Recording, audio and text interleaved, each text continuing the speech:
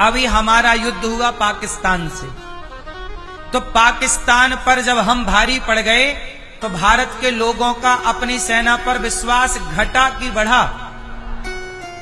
बोलो भाई, जब युद्ध होंगे तब ना आपको पता लगेगा कि कौन कितना ताकतवर है। यदि हमारी सेना कमजोर पड़ जाती तो हमारे भारत के लोगों का सेना पर से विश्वास कम हो जाता।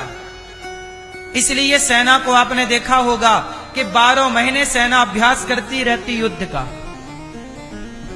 हर देश की सेना क्या करती रहती है? ऐसे ही जैसे आज की सेना हर दिन अभ्यास करती रहती, ऐसे उस जमाने के राजा और राजकुमार सदा युद्ध के लिए अभ्यास करते रहा करते थे कि पता नहीं कब किससे युद्ध करना पड़ जाए। इसलिए वो हिरण का, समय समय पर शेर का, चिड़िया की आंख पर, ताकि दुनिया को बता सकें कि भाई ये डराने के लिए भी था कि देखो हम इतने श्रेष्ठ योद्धा हैं, हमसे पंगा। हाँ, समय समय पर ना अब देश क्या करते हैं, अपनी ताकत दुनिया को दिखाते रहते हैं। परमाणु बनाया तो फोड़ दिया, भाई हमने भी तो परमाणु बनाया था भारत ने, तो परमाणु का सफल परीक्षण किया, तब ना दुनिया को पता लगा कि हमारे पास परमाणु है। फोड़ना तो पड़ेगा साहब। और सुनो, जब परमाणु का सफल परीक्षण हुआ तो उस परमाणु में कोई ना कोई तो मरा होगा। चिड़िया ही सही मरी होगी, कुत्ता ही सही मरा होगा। बोलो हाँ। आप परमाणु का ट्रायल करेंगे और सोचें कि कोई मरे ना, संभव है? बोलो, समुद्र में करेंगे तो मछलियां मर जाएंगी,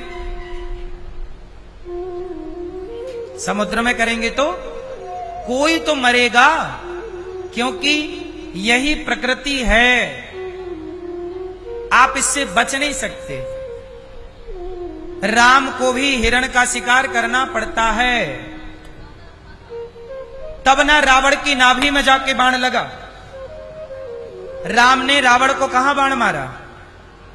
क्योंकि उसकी नाभि में क्या था? अमृत था।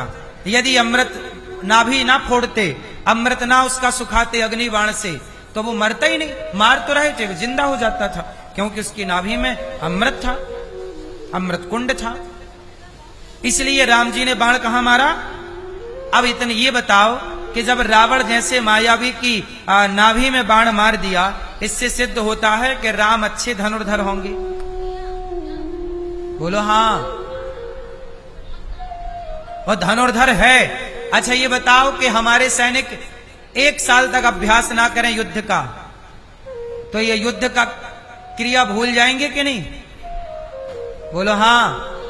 इसलिए ये लोग खाली जगह पर फायरिंग भी करते रहते हैं। सैनिक क्या करते रहे? फायरिंग। हाँ, दादा दादा दादा। बोलो हाँ, ताकि भूल ना जाए। अब रोज किसके सामने जाके मारें गोली? तो पेड़ पौधों पर कहीं बना लिया, ड्रम खड़ा कर लिया, बोरा खड़ा कर लिया, रेत से भर के दे दे दे। युद्ध का नियम समझो। अब ये बताओ, हम किसी को मार दें तो सरकार हमें जेल डाल देगी,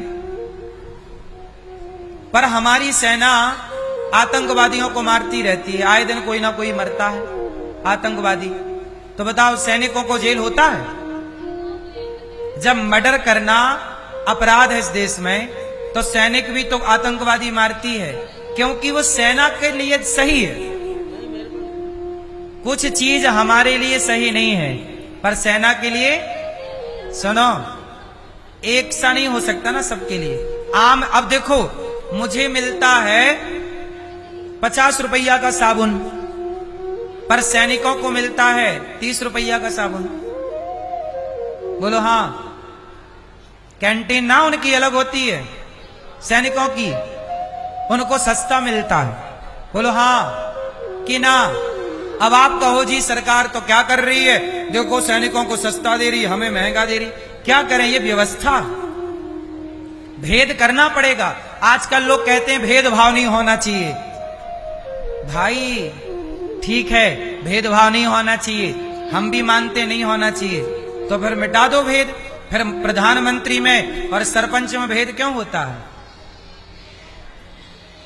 मिटाओ फिर आप भेद। क्यों भैया? प्रधानमंत्री में और विधायक में भेद है या नहीं? विधायक आएगा तो आके चला जाएगा, पता ना लगेगा, पर प्रधानमंत्री आएंगे तो हल्ला हो जाएगा। उनकी सेना अलग है, उनकी सिक्योरिटी अलग है, उनका प्रोटोकॉल अलग है। क्यों? क्यों मेरी मां? आप कहते हो भेद मिटाओ, तो बताओ भेद मिट सकता है? आप मिटा के बताओ। प्रधानमंत्री और सरपंच भेद है या नहीं? ये प्रकृति की व्यवस्था चलेगी ही ऐसे। अब लोग क्या कहते हैं? ब्राह्मण, क्षत्रिय, वैश्य और शूद्र कितने हैं? 4 हैं। ब्राह्मण क्या है? एक व्यवस्था है। क्षत्रिय क्या है? एक व्यवस्था है। वैश्य क्या है? एक व्यवस्था है। अब लोग कहते हैं ब्राह्मण, क्षत्रिय, वैश्य, शूद्र में भेद नहीं होना चाहिए। भाई, जब भेद प्रधानमंत्री और सरपंच में है तो ये भेद भाव के लिए नहीं था, ये भेद व्यवस्था बनाने के लिए है। क्योंकि व्यवस्था बनाना है तो भेद करना पड़ेगा। अच्छा, एक बात बताओ, आपके दोस्त की मां आपकी क्या लगी? जोर से, जोर से, जोर से। आपके दोस्त की मां आपकी मां, आपके दोस्त की बहन क्या लगी आपकी? और आपके दोस्त की पत्नी आपकी क्या लगी? बदल गया ना, भेद खड़ा हो गया। जब दोस्त की मां मां लगी, दोस्त की बहन बहन लगी, तो दोस्त की पत्नी भाभी क्यों लग रही है? भेद है या नहीं? अब आप कहो नहीं जी भेद मिटाओ, तो मिटाओ भैया, तू ही शुरू कर फिर। क्या बिना भेद के सृष्टि चलेगी? बोलो हां या ना। आप मिटा के दिखाओ भेद। अच्छा, ये बताओ, आपके कितने हाथ हैं? आपके हैं, पर इन दोनों हाथ में भेद है या नहीं? जोर से बोलो हां। आपके शरीर में ही भेद है। आपका यह हाथ जब आपके गालों में जाता है तो आप धुलते नहीं हो, पर आपका यही हाथ जब शौच के लिए नीचे जाता है तो आप धुलते हो। भेद क्यों कर रहे हो? जब गाल में लगाया था तब तो नहीं धुला, शौच करने के बाद काहे धुल रहे? मतलब आप भेदभाव कर रहे हो अपने हाथ से।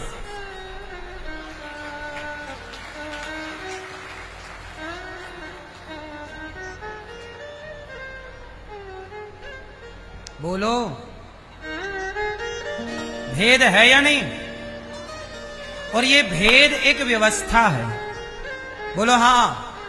इसलिए कुछ मूर्ख हमारे देश में रहते हैं जो कहते हैं कि हम ब्राह्मण, क्षत्रिय, वैश्य, शूद्र की वर्ण व्यवस्था नहीं मानते।